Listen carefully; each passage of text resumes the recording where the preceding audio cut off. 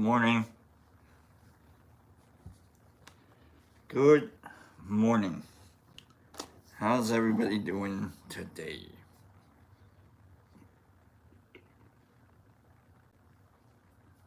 Good morning, folks. Got Derek Anderson, got Waz, got Anthony. Good morning, good morning. Good morning, everybody. Who else? Bill D.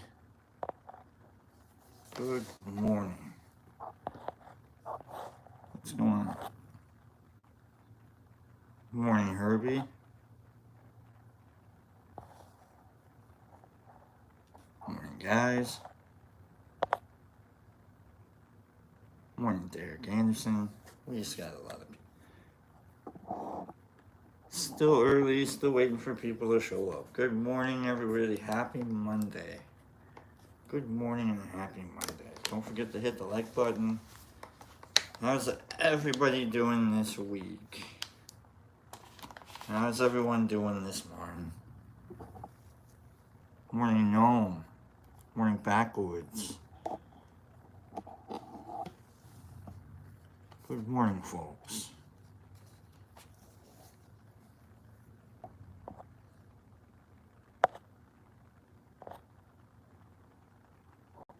You need a JCBB, Herbie says. So early in the game, Herbie. I'm plugged in. I'm charging up a little bit. We gotta charge up a little bit. Gotta charge into it. Can't just be like, alright, let's just do it, I guess. Yeah, I mean, you can. If I wasn't charged up, I'd be like, yeah, dude, let's go. Let's do it. Good morning. Good morning. Sam, you made it. Welcome, Sam. Morning, Deborah Pearl. Gnome King says, I love the Bucky shirt. I gotta tell you, I'm wearing the Bucky shirt. I think I got like, Derek, how many have you sent me already? 7? How big does an albino golden teacher get? It depends on how you grow it, I guess, JW. It really does. Like, you can go from an inch to, you can go stubby stubs to a couple palms, I guess. I don't know. Depending, it all depends. But, what the hell were we? I saw the question about it. Oh, the Bucky shirt. There we go. 2 people walking past, this whole past week. I wore my Bucky shirts, doing whatever it is I do. Walking past, people are like, oh my God, I love the Bucky shirt. That's a great Bucky shirt. I love Bucky's. Like, we don't even have a Bucky's here. And people here are like, yeah, I love Bucky's. So I was like, all right, I guess I'll wear the shirt. All right, I guess I'll give it, I'll give the shirt a try. Good morning. I don't know, maybe I don't have like 7. Maybe I've got like, I think I've got 3. I think I have 3. You know what? Let's just eat this damn thing. I'm gonna eat the damn, let's do it. Let's just get into it. Let's just do it. While we're waiting to charge up a little bit. It's been a hell of a week, huh? Yeah? What, nothing's going on this week, huh? Now I'm back to listening to, like, thinking maybe I got diabetes commercials. You know? Turns out it's just weight loss commercials. Weight loss commercials for people who own their own houses. Commercials. That's what it, now those are the commercials we got. Now I got COPD commercials. Now I'm sick. For the last year and a half, I had to go hang around people, and they're telling me you got to go vote, and they're telling me how and why and where and when and what. And I'm like, okay, cool. Now that I'm voted, now I'm sick again. I probably have brain cancer. I don't know. The symptoms are.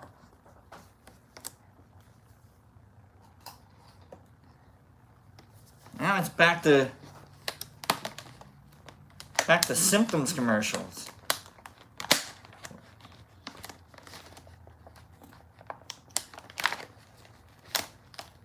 Someone asked me what my symptoms called. It doesn't matter. I think I've done a show about me prior. You could probably... It doesn't matter. I'm just a goofball here. I'm about to eat a pumpkin roll in front of my friends. Just, killing time on a Monday morning. Trying to share some love and, spread some friend and laughter. You know what I mean? And we'll get into the philosophy book. We got some good philosophies coming up here in it. I'll probably read like a tarot deck or tarot cards, so it doesn't really matter like what my symptom is or condition is or whatever, you know what I'm saying? Like it doesn't, as much as I want to answer it and I want to like make it all about it, like just watch, that's the beauty. I love the idea that like there's probably never going to be a robot made that can do what I do. You know what I mean? Like no one's gonna consider the world from my perspective and the angles that I need. No one's gonna be like, I think the robot needs to balance its arm on its other hand. It needs to you know what the robot's gonna have? A working servo up here, and it's gonna have enough like strength to like work as an actual shoulder. That's what the robot's gonna have. Robot's not gonna have to worry about like the changing pressure, angular, what's that called? The calculus of being me. And I love that. I'm irreplaceable. I'm unreproducible. I don't know. Whatever the philosophy says, we'll get into it. I don't even think we'll talk about robots. I think we talked more about robots back in ancient times. It's crazy. We got more into the Matrix ideas back in the ancient times than we have now. Now we're getting into like, don't be an asshole. Pardon my language. Which is also its own philosophy, Now we're getting into, whatever. And all while I'm about to eat a pumpkin roll, Swiss pumpkin roll. My condition is from here.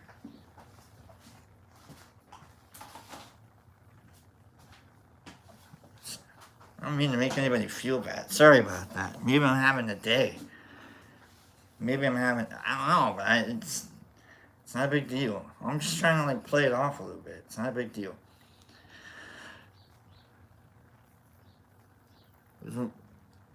Quite possibly one of the grosser things I think that I actually like to eat is this. I don't even know what that filling is. Don't tell me. I don't care. I don't care. You know what I mean? Like you look at things, you're like, oh God, that looks amazing. But then you really look at it, you're like, I don't know. Like if you ever want to, don't ever look at food under a black light and go, yeah, all right, I'm gonna put that in my mouth. Don't, because then you're gonna be like, I can't believe I put that in my mouth.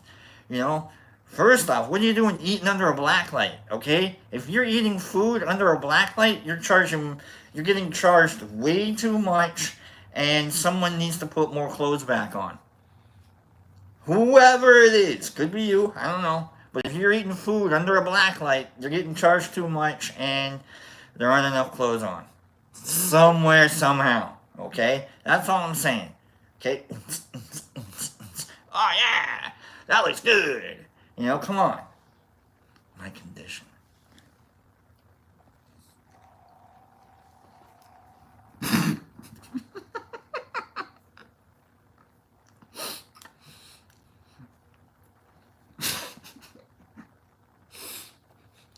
I really am an asshole, and I apologize to that person, whoever it was that asked that question.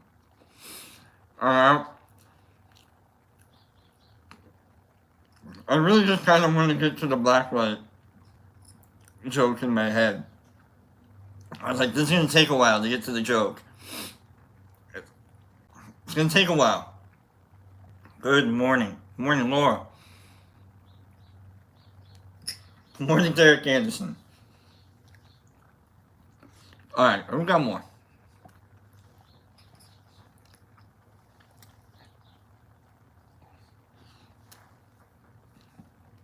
I'm going to eat this whole thing. This is what we're doing. Alright, for those of you who have me on their TVs, for those of you projecting me, nah, you can keep projecting on, you can project onto me all you want. You can project me all you need to. I don't know, I say things. This might get me more worked up than an actual, JCBB. I might get one of those sugar rushes and just be like, you know what? I'm gonna go get a job.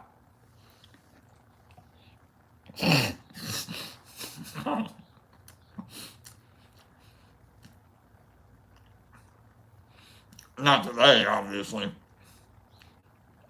Good morning, everybody. Good morning, Cleany. Good morning, Nipper. Good morning, Midlife. Love you too, my guy. Thank you.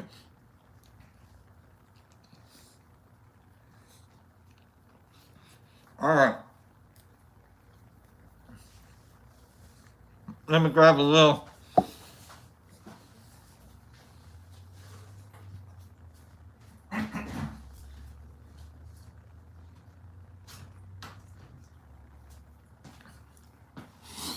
Alright.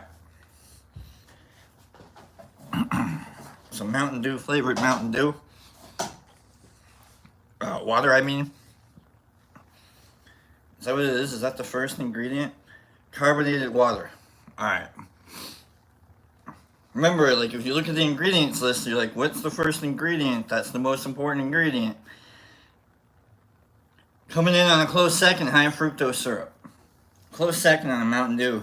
Most important ingredient in Mountain Dew. Close second, high fructose syrup. Also, I think they're making it harder and harder to figure out how many calories are in these damn things. Like, I think, like, it's all the way down on the bottom with how much caffeine is in here. And 77 milligrams. That's half strength. A Monster is like 160, 120, 140, I don't know, somewhere around there, to whatever techno beat that's at.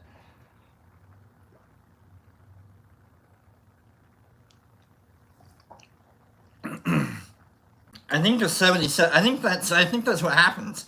Is like the amount of caffeine that's in the drink. I think that's what it sets your heartbeat at. You know, like you got 77 here. You know, but then I have a Monster can. Hold on. But then you got a Monster cans. Boom, big dog right there. Caffeine all the way down the bottom here, where you're just like, you gotta be like 120 milligrams. So like, you got a house heartbeat going on.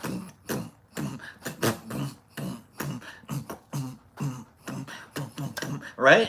Like you drink one of these, like who doesn't have their heart just like boom, boom, boom, boom. What is love?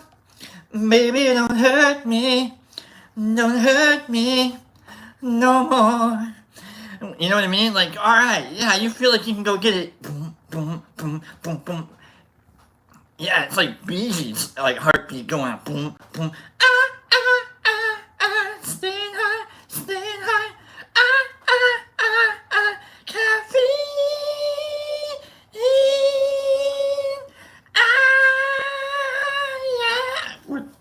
It's a Monday.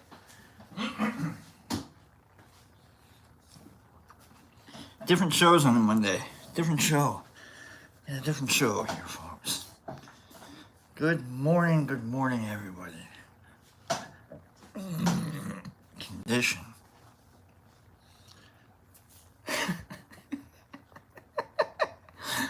Oh, God, I love you guys. I think the sugar kick is kicking in.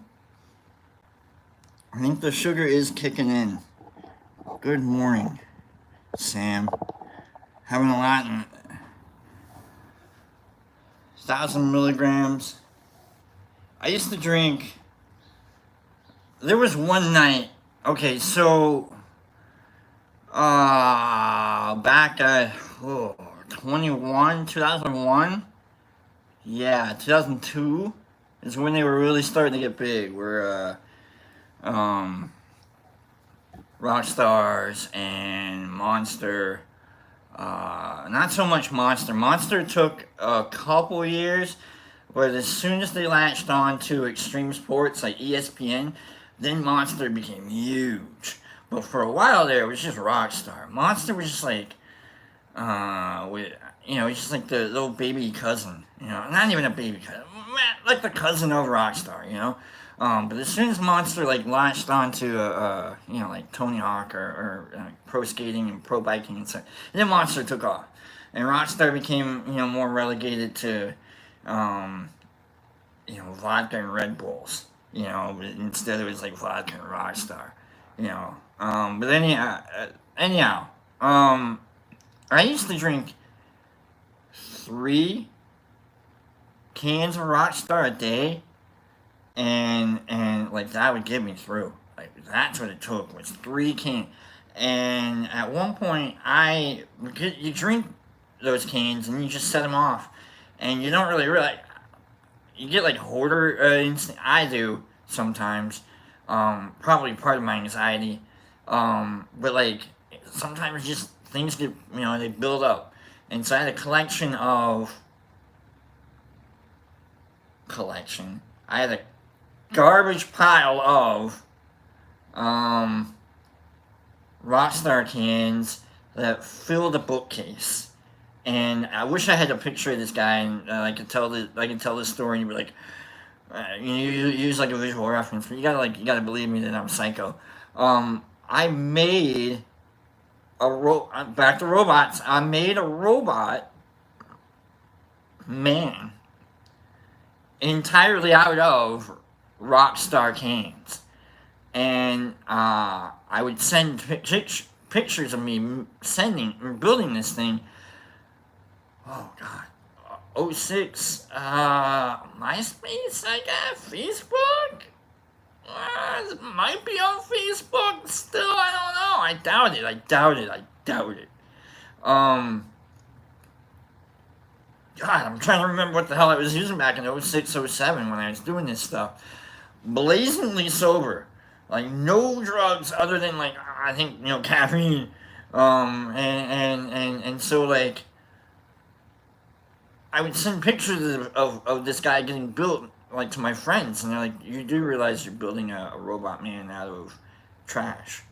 And I go, yeah, I know. I'm doing this to, like, remind myself I gotta throw this stuff away. So, I'm just saying, caffeine's a hell of a drug.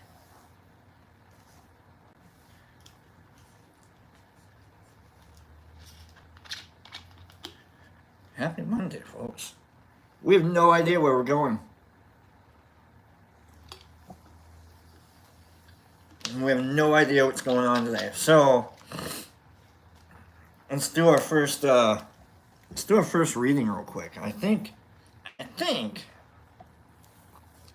I read ahead a little bit. We're gonna do a couple philosophies today, because I really want to get into Sartre, syrupy. Someone's gonna have to tell me how to. You're gonna have to write it out for me. But here we go. Because I'm gonna read this one, and this one will lead me into what I want to do, and then we'll get to Sartre. Herbie someone, how do you pronounce Sartre? Is nerd here? Sartre. Sartre. Jean-Paul Sartre. Good morning, Kim. I didn't know Kim was like, good morning, Kim. I didn't see you come in. It's alright. It's alright, Derek Anderson. Nerd can have a life. It's fine. It's alright. Laura likes to take vacations for years, and then she pops in. It's like, now my life's better. So I'm glad Laura's here. Kim, right there, just making sure that like I'm on book. Jesus Christ is always there, just making sure that I'm not reading the scroll, if you will. Kimberly, I lost a bet. That's all. Sartre. It's Sartre. No, okay, Sartre. Before we get to Sartre, let's read Intelligence is a Moral Category. Theodore Adorno, I think. The idea of the holy fool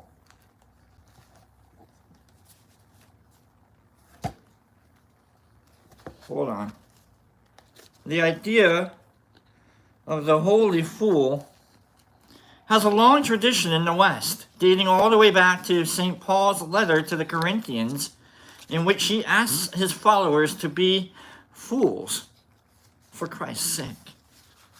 All right. Let me get to the fool card.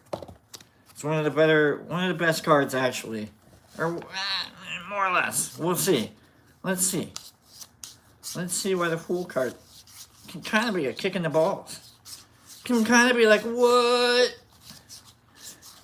All right, let's get to, let it be the last card. Let it be the last card. Sorry, folks, hold on.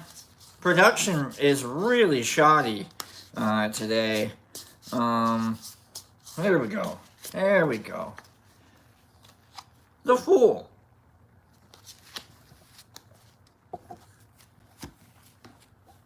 Me and production just really are off today. Okay, here we go.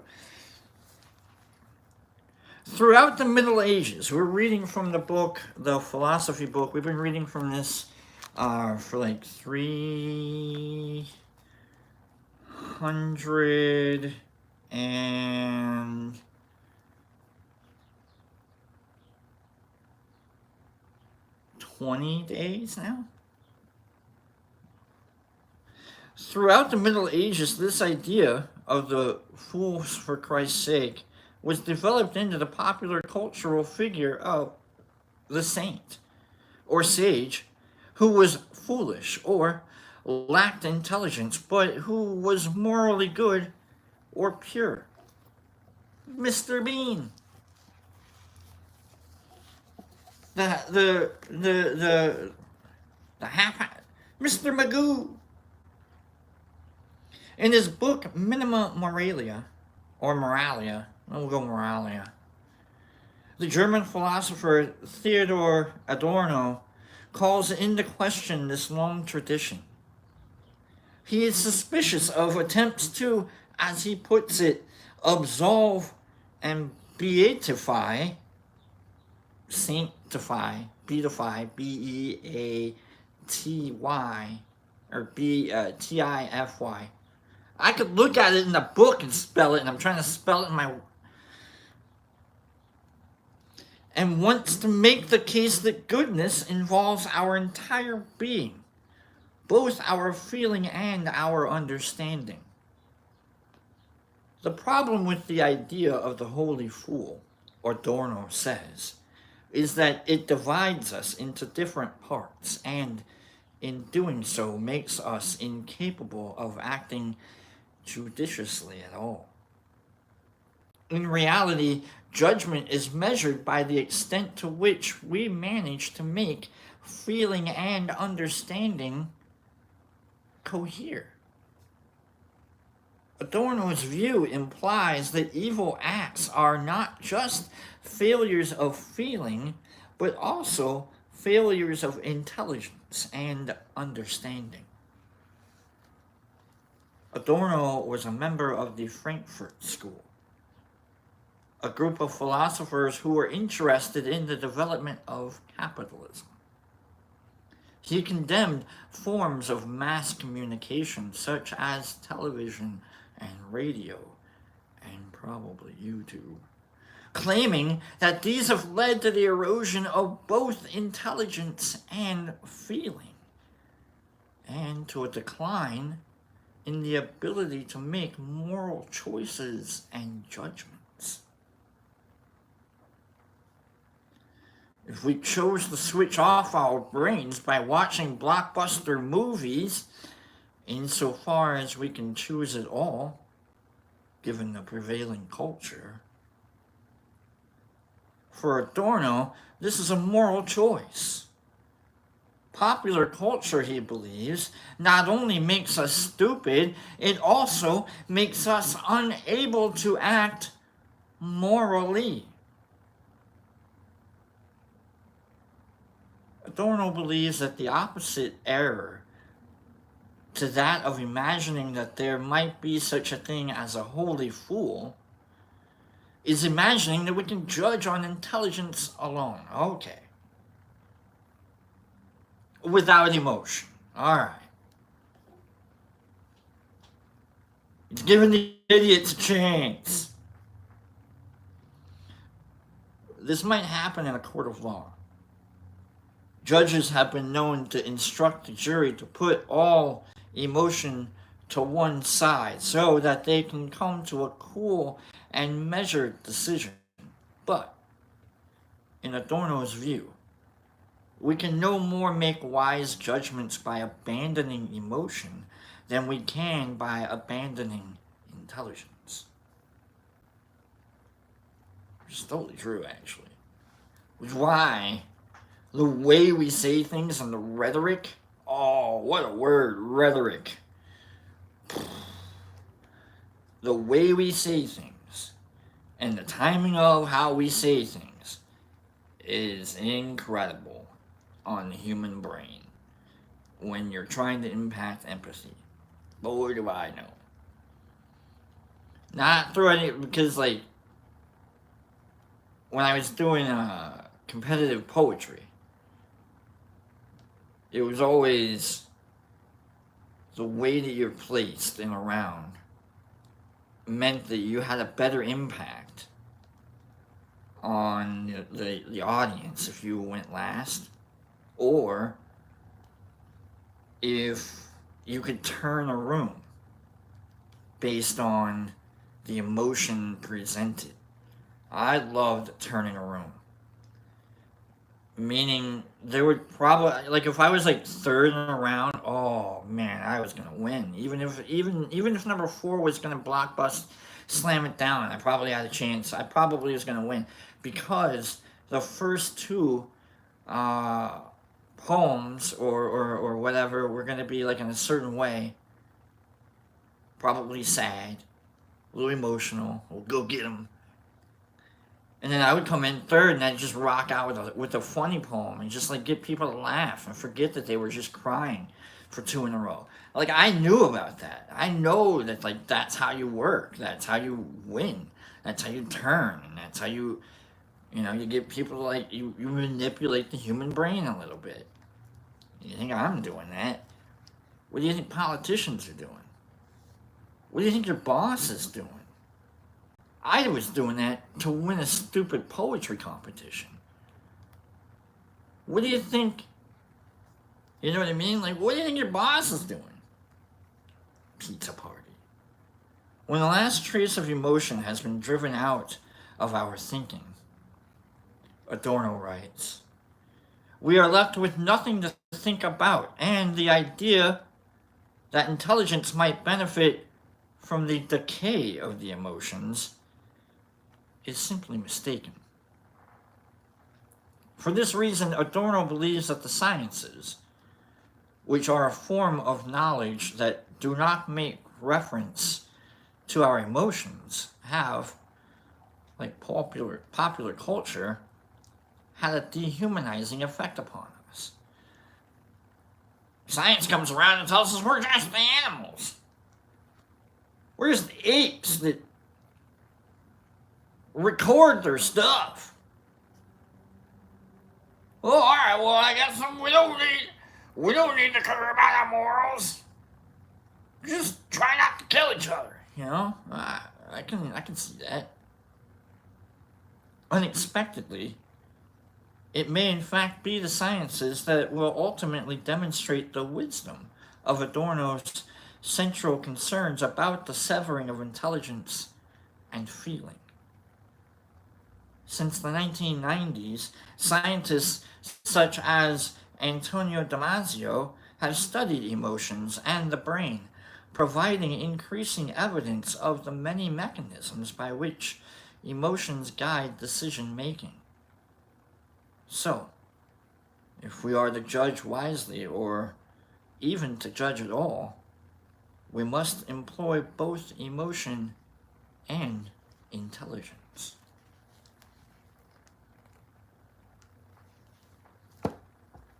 Alright, that's a good open one. Alright. I read that one. And it got me thinking. I saw the holy fool in the open. I try not to read ahead too much.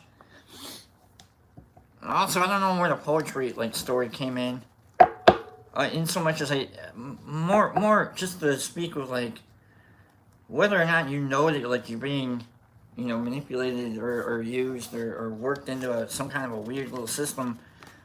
It happens.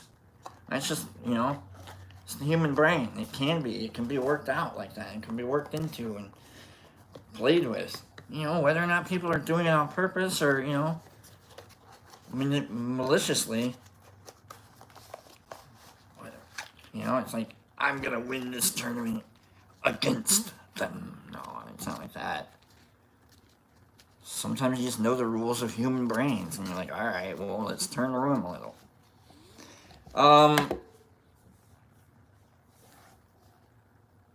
But the emotions of things, like tarot cards. The fact that, I don't believe in this stuff. I know you don't believe in this stuff either. Some of you actually might have, I don't know. Hip Kitty shows up here every once in a while, and she's a practicing tarot decker.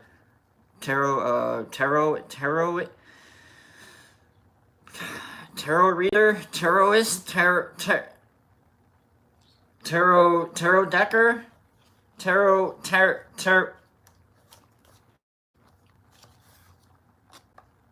Oracle? Is that the word?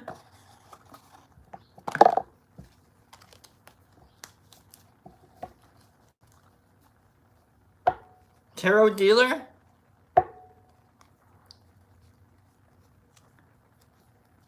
Tarot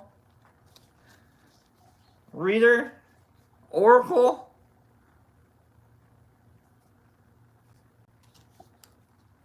Tarot-y?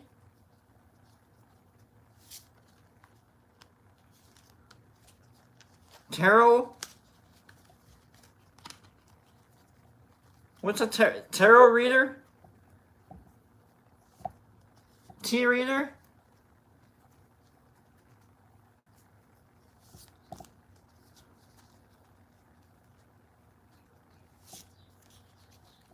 Tarot. Who wants their cards read? Just...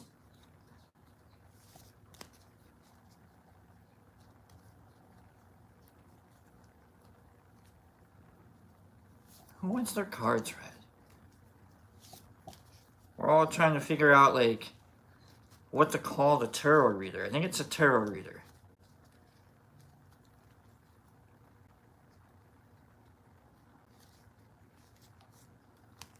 Redmond? You never had your cards? Let's go, Redmond. Alright, Redmond, let me give you a card. Who wants a card? Alright, Redmond. Midlife? Let's get you a card too, yeah? Alright. Cleany? Let's get you a card. Alright, we got Redmond. Midlife. And Cleany. We'll get you... Let's get 3 cards read. and we'll get back into the book. We'll go grab the JCBB. We'll get a hold of that.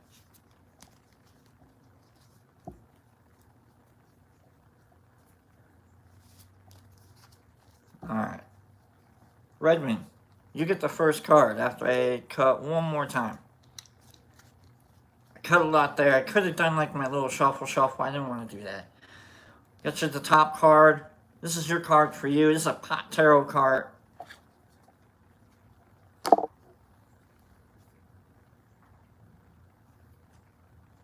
Redmond, this is for you. This is your card. It might be ridiculous. Okay? It might be ridiculous. It probably is going to be ridiculous. Here's your card.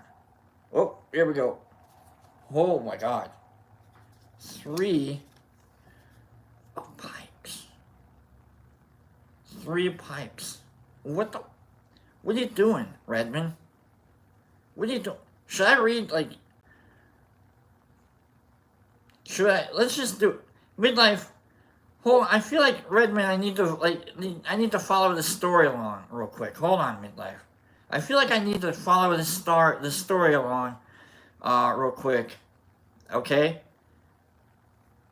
Hold on. Is it? I think this is 3 of swords with 3 of pipes, and so I feel like I need to follow the story along. So midlife. Hold on. Let's. I'm gonna. You'll be next. Probably not. Like, I feel like Redmond gets a full reading. If I'm gonna start it off with like 3 of swords, 3 of pipes piercing the heart, just getting right into it. I feel like I gotta give it to him. So hold on a minute, and midlife. I know you and me. We're simpatico. Hold on. All right. I feel like I gotta save Redmond real quick. Hold on. 1 second.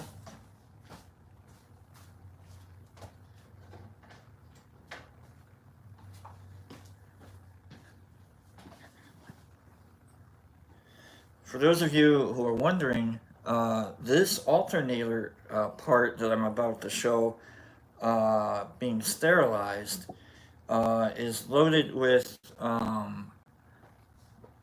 Jack Herrera. Alright, thank you, midlife. Thank you. Redmond, hold on. I gotta save you a little bit. We can't have you starting it all off with 3 of swords. Alright?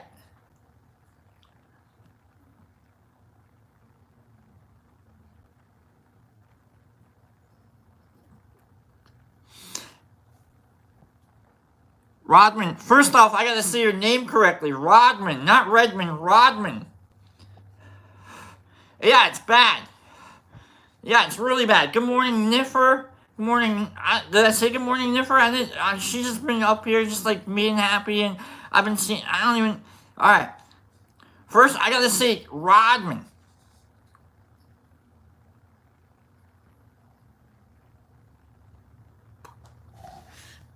Alright, killer. Thanks, Niffer.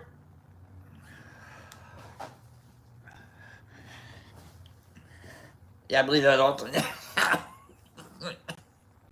I believe that. Okay. 3 of pipes.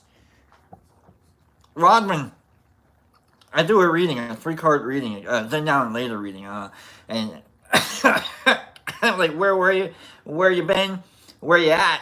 And what are we gonna do about it? So, where you been? What the hell? What are you up to? All right, we got some backstabbery. We got some super emotions going. We got some drama going on. What are you doing? Those are empty pipes too. That's empty. Like, everything's like just piercing. What's going on? Okay. To quote Saturday Night Live, what's up with the drama? I like that one, okay? I can't say drama and not have, like, I'm just saying, what's up? Okay? That's where you were. That's where you're at. I get it. It was like, it's been a hell of a week. Let's bank. Let's put that in the bank. Let's see what else we got going on. Let's see what else we got going on. All right? Crypto is making a return. So let's see what kind of investments we can make. Like, maybe you didn't know. You got Dogecoin? Is that what's going on? You got Dogecoin and you're like, wait a minute. I went up half a penny. Is that what's going on? You've been holding on to Dogecoin and now it's like, what the? Oh my God. Do you have Ethereum? You got Ethereum? And it's like, it's dropping real hard? Come on, man. Get out of your Robinhood app. Alright? Nobody has that on their phone anymore. Get out of that. Get that off your phone. No, I'm not saying, come on, Rodman, knock it off. Knock it off, Dogecoin. Leading to the magician. Alright, so maybe your Bitcoin stock has been going up. I didn't know why this is going to go into Bitcoin. I didn't know I was going to talk about Bitcoin, Rodman, but here we are. Are you finally getting your returns? Dogecoin. Come on, clean. Don't say.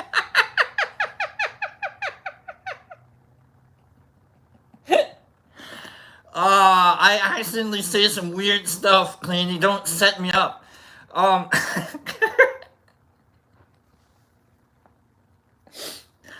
Oh my God. Okay. The magician, just trying to make things come out of the air. That's all crypto is. It's just it's just magic. It's all magic and numbers and hoping to God that like all the stuff that crypto's making is actually useful. That's the great. If you look up like the building blocks and the actual crypto, you're like, what is this? It's hope. If you're like, it's technical hope. What?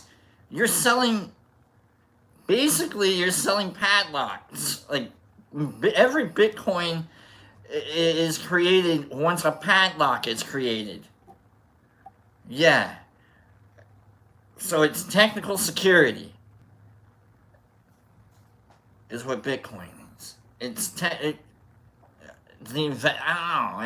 don't know. It's weird. Alright, so, just the reality of it all. So that's where we're at. Okay, Rodman, so we've got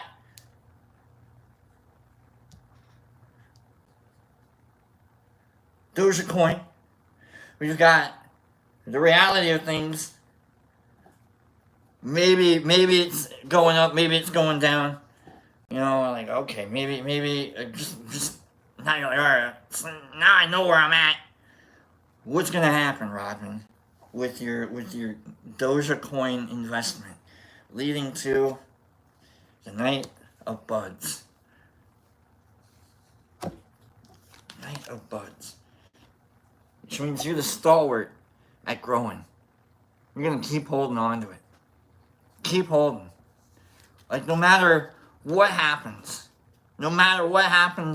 up or down, what kind of magic you may or may not be making, no matter what kind of, drama is going on in the market, you got to keep at it. You just got to keep growing. You just got to, just maybe, mute the app on your phone, but realize it's active. You can invest in Bitcoin through Cash App, I think. Now you've got your. You ever hear about the flash drives? This advertisement for Bitcoin has been brought to you by Caffeine. Thank you, Rodman, for letting me. I don't think I saved you. I don't think I saved you at all. I think I probably got you to invest in Bitcoin. I didn't mean that. I didn't mean to do that to you. I feel like we all kind of went down like a weird. We'll get the soldering, Jean-Paul soldering in a minute. But I tried, Rodman. I tried, my guy. All right, I tried to save you. I think we're all. If keep Dogecoin, all hail Dogecoin. Okay, ridiculous. Cleany, come on, my guy.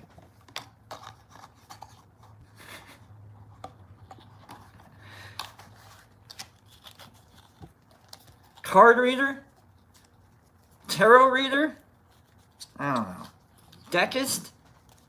Decker? Tarot decker?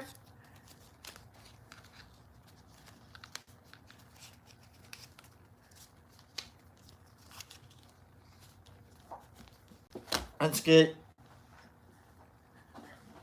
back to the book. Where the hell? Alright. Let's get into sorta. Sauerkraut, or whatever the heck this guy's name is. Reader of decks, Herbie says.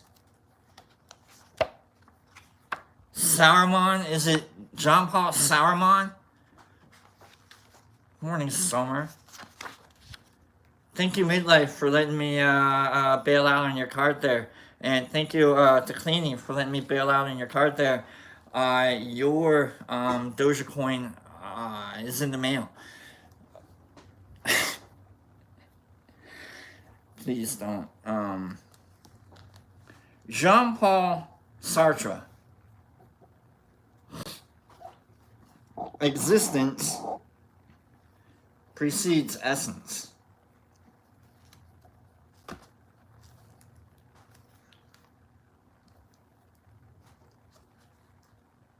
It's going to get deep. Since ancient times, the question of what it is to be human and what makes us so distinct from all the other types of being has been one of the main preoccupations of philosophers. Their approach to the question assumes that there is such a thing as human nature, or an essence of what it is to be human. It also tends to assume that this human nature is fixed across time and space. Human as a concept, you know what I mean? Like human as a concept. Raggedy Ann dolls are still Raggedy Ann. Like you have an idea what a Raggedy Ann is. Still human. If you thought of a human waking up on another planet, you would think of a human trying to go find clothing immediately because now they're naked on another planet. Like you would think, you know, a human. You got it in your head, human, right? In other words, it assumes that there is a universal essence of what it is to be human, and that this essence can be found in every single human that has ever existed or will ever exist. According to this view, all human beings, regardless of their circumstances, possess the same fundamental qualities and are guided by the same basic values. For Sartre, however, thinking about human nature in this way risks missing what is most important about human beings, and that is our freedom. There are some naked people waking up on other planets around the world in the universe and are like, you know what? We don't need no clothing. Let them burn. You know what I mean? Like, burn. Put your clothes on. Come on. Put the fire out too, guys. What are you doing? No, we don't care about no clothes. Come on. To clarify, what he means by this, Sartre gives the following illustration. Let's let Sartre illustrate this and not me. He asks us to imagine a paper knife. The kind of knife that might be used to open an envelope. So not a knife made out of paper, but a knife designed to cut paper. This knife has been made by a craftsman who has had the idea of creating such a tool and who had a clear understanding of what is required of a paper knife. It needs to be sharp enough to cut through paper, but not so sharp as to be dangerous. It needs to be easy to wield, made of an appropriate substance, metal, bamboo, or wood, perhaps, but not butter, wax, or feathers, and fashioned to function effectively, or efficiently, and efficiently. Sartre says that it is inconceivable for a paper knife to exist without its maker knowing what it is going to be used for. Therefore, the essence of a paper knife, or all of the things that make it a paper knife and not a steak knife, or a paper aeroplane, comes before the existence of any particular paper knife.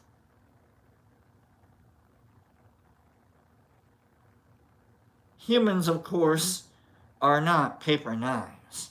Okay, so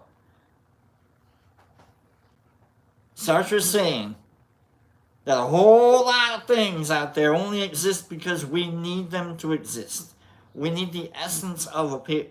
We didn't know we needed something to cut paper. Now we need to make something that cuts paper. Now we need something that cuts paper the most efficiently. Now the most efficient thing that we have that cuts paper is this knife. We don't need this knife to cut steak. Therefore, this cannot be more or less called a steak knife.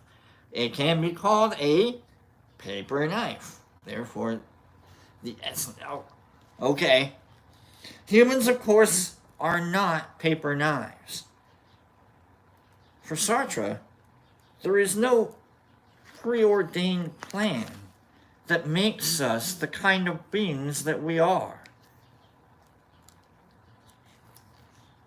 Boy if it was, right?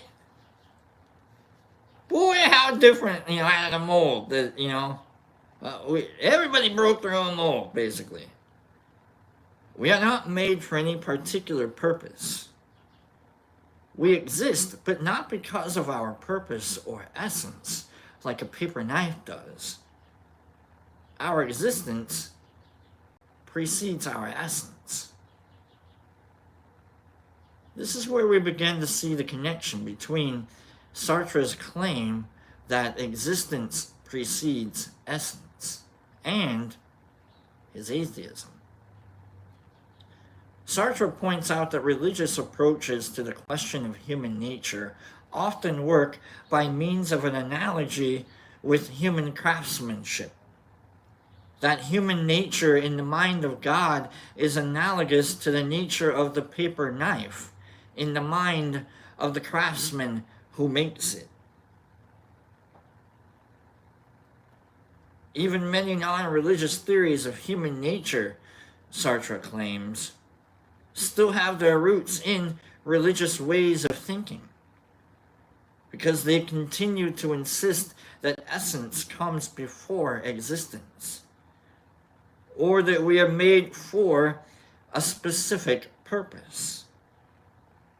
In claiming that existence comes before essence, Sartre is setting out a position that he believes is more consistent with his atheism. So basically, it's like, no, it's the egg. No, the egg first, and then the chicken. There is no universal, fixed human nature, he declares, because no God exists who could ordain such a nature. Here, Sartre is relying on a very specific definition of human nature, identifying the nature of something with its purpose. Eggs existed before chickens. We know this because snakes came out of eggs. So it was always the egg first. He is rejecting that's out of me. That's me. So it's like the chicken and the egg. So like that's kind of like a little scientific kind of little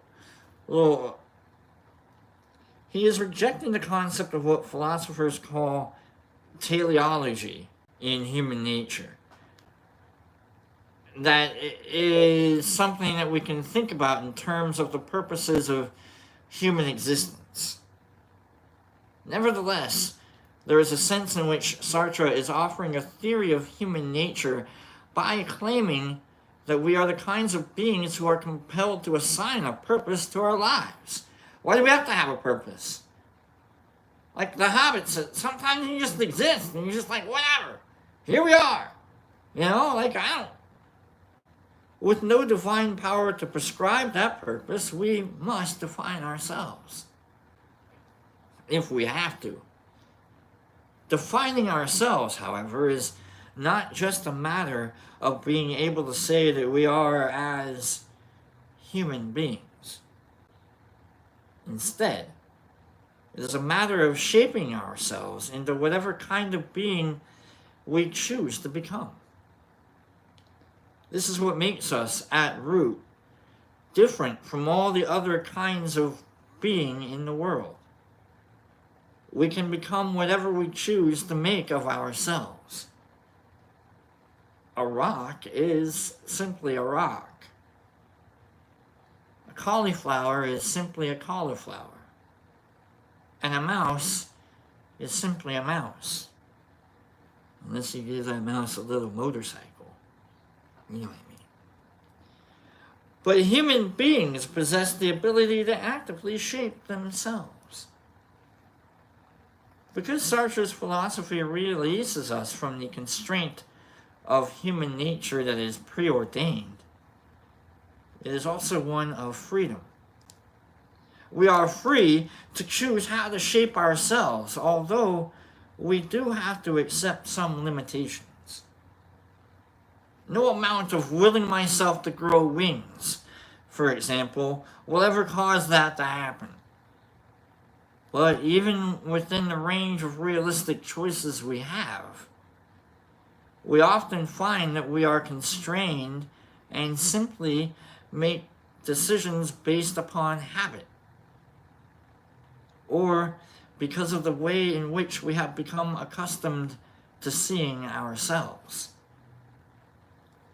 Sartre wants us to break free of habitual ways of thinking, telling us to face up to the implications of living in a world in which nothing is preordained. This is where I just stop the show and end it, and you're like, what the hell happened? I'm not going to do that. To avoid falling into unconscious patterns of behavior, he believes we must continually face up to choices about how to act. By making choices, we are also creating a template for how we think a human life ought to be. If I decide to become a philosopher, then I am not just deciding for myself. I am implicitly saying that being a philosopher is a worthwhile activity. This means that freedom is the greatest responsibility of all. We are not just responsible for the impact that our choices have upon ourselves, but also for their impact on the whole of mankind. I might mess around and start a revolution today. And with no external principles or rules to justify our actions, we have no excuses to hide behind for the choices that we make. For this reason, Sartre declares that we are condemned to be free. Sartre's philosophy of linking freedom with responsibility has been labeled as pessimistic, but he refutes that charge. Indeed, he states that it is the most optimistic philosophy possible, because despite bearing responsibility for the impact of our actions upon others, we are able to choose to exercise sole control over how we fashion our world and ourselves. Basically, this is Sartre is just talking himself into turning Neo over back to the Asians. That's all Sartre's. Look, man, I'm just trying to be all right with I love you, man. Like, I don't want this to hurt anyone. Like, I don't want it to hurt me. All right, but like, I need you to quit breaking. Like, I'm trying to get mine over here, and I know you're trying to get yours, Neil. All right, but like, come on. Look, I don't want to. Like, this is the Matrix. I got the Matrix back. All right. Sartre's ideas were particularly influential on the writings of his companion and fellow philosopher Simone de Beauvoir. But they also had a marked impact on French cultural and daily life. Young people especially were thrilled by his call to use their freedom to fashion their existence. He inspired them to challenge the traditionalist, authoritarian attitudes that prevailed in France in the 1950s and 1960s. Also, if you can go back into the Matrix basically looking like whatever you want, why wouldn't Cypher like go put hair back on its head? He's like, you know what? I want you to continue to make me bald. Like, maybe that was like a limitation of his brain. Maybe that's like that's part of the, like we can't all see ourselves with hair, and so like sometimes you just like programmed to see yourself as bald, and so now you're bald. Sartre is cited as a key influence on the street protests in Paris in May of 1968, which helped to bring down the conservative government and herald a more liberal climate throughout France. Vive la Révolution. Engagement with political issues was an important part of Sartre's life. His constantly changing affiliations, as well as his perpetual movement between politics, philosophy, and literature, are themselves perhaps testament to a life lived in the light of the idea that existence precedes essence. I can go hang out with anyone and agree with them for as long as I'm hanging out with them. Sartre was kind of a cool dude. What that sounds like. As far as men go, it is not what they are that interests me, but what they can become. That's a good quote. Or, man, whatever. First of all, man exists, turns up, appears on the scene, and only afterwards defines himself. It's kind of like, watching a play. All the world's a stage, aren't we? What kind of an actor are you? Haven't you ever found that like people like see you in a certain way, and then they see you like out and about, and they're like, "Wow, you're different." But not an act. You got the freedom to act, like that, but you don't. Who are you? Ooh, ooh, ooh, ooh. I really want to know. Ooh. All right. It's been a hell of a Monday, folks. Two Hawks, good morning. I haven't seen Two Hawks in a minute. Good morning, Two Hawks. It's been a hell of a Monday, folks. Morning Exception, she's been here the entire show. I know she has. She's always at work listening, and she's like, please don't break my headphones today. Every time I don't sing, Exception gets her wings. So I apologize for breaking your wings with the Who song there.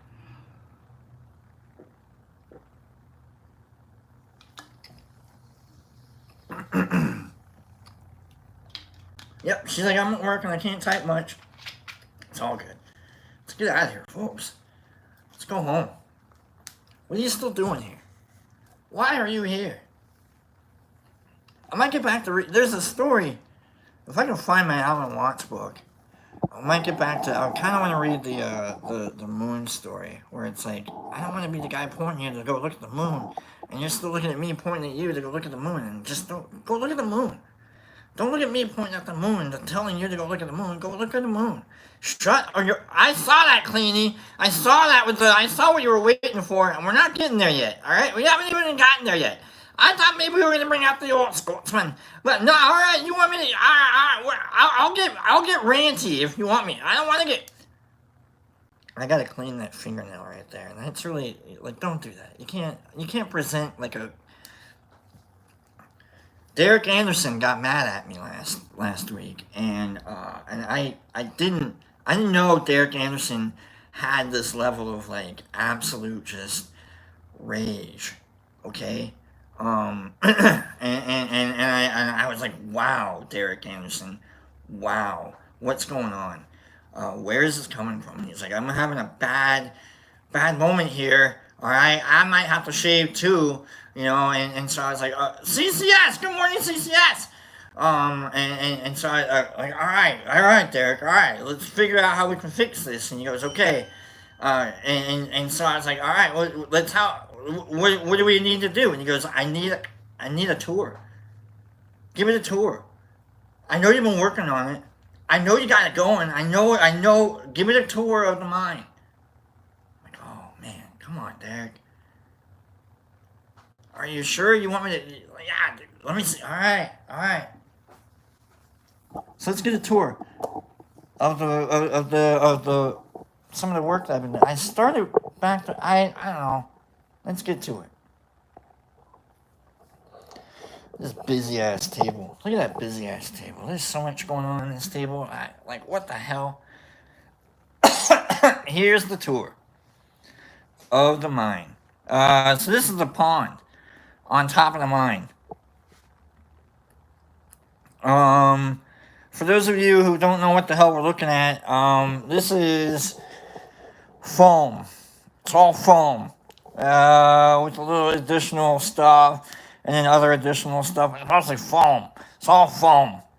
And I like to model it. Pops does the modeling.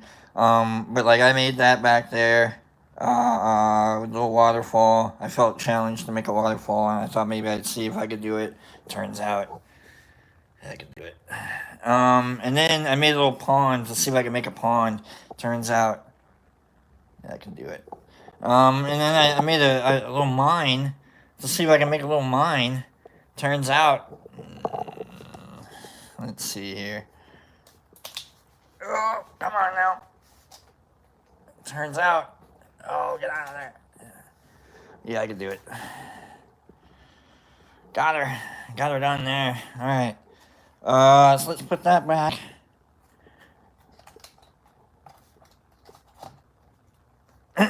And then this is the new area. So I've been looking online for structures, actual structures I can go buy. And I finally found a house and a gold mine that I'm going to put into this thing. So I'm going to have actual structures for this one. And so I got to get them. And then I can finally put them there. So there's going to be a gold mine here. And then there'll be a house right there. And then this is just a well that you can look down into the mine. That's a dab pen thing. You could see. Anyhow, there's a lot of black light going on underneath there. So that like when I'm eating food under a black light,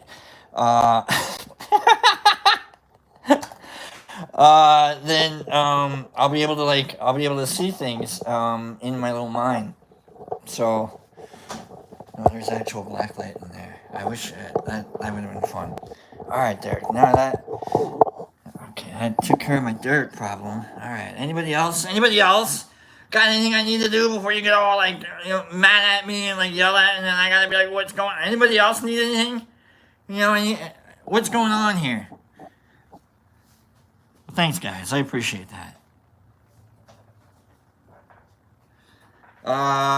Most of the I don't think there's any Fumi at all when it comes to like model glue or anything. I don't do like cement glue or anything. It's all like Mod Podge. Like, it smells, don't get me wrong, but it's not like